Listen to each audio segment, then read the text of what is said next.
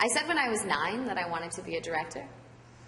And I was doing a film by a producer called Roger Corman, who does like horrible B movies and like, they're great, really cheesy movies from like the 80s.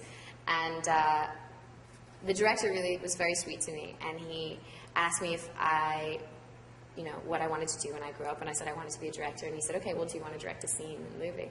And I was like, yeah, sure, like totally cocky, thinking like, no problem, this little 9-year-old.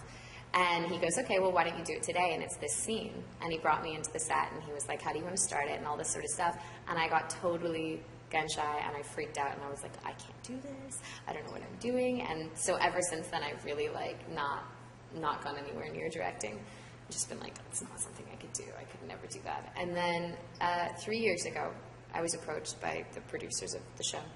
And they said, is that something that you'd be interested in doing? And I was like, no. And then they asked me again, and I said no. And then they asked me a third time, and I was walking with a friend of mine in Brooklyn, New York, and I was like, they just called and asked me if I would direct again. My friend was like, are you kidding? Do it. Do all of it. Just do it. And I was like, okay. So I called them back and committed. And it's been like a year and a half of just like me trying to learn as much as I can before I start, because I think it's a big job that deserves a lot of respect.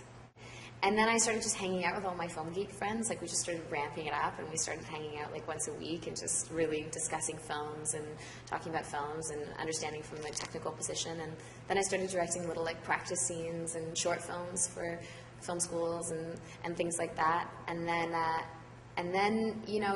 I would do shot lists and practice shot lists and writing out what I wanted the scene to look like and things like that to show to the directors and producers on Smallville and get feedback from them.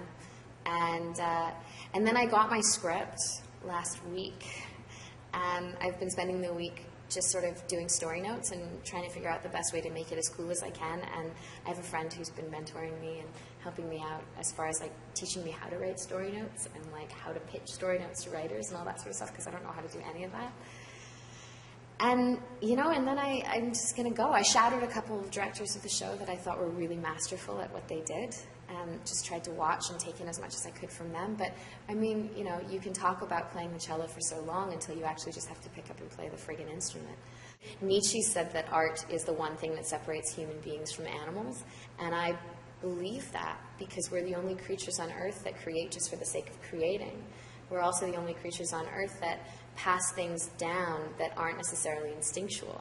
So we're able to evolve in a way that's much more effective and much more strategic because we express and we make permanent imprints in film and words and music. And so we build on each other. And I think that's amazing. Like, what an incredible gift that we can give to each other now and for future generations. And so being a part of communities that collaborate to create things like that is, I think, one of the most valuable things I can do.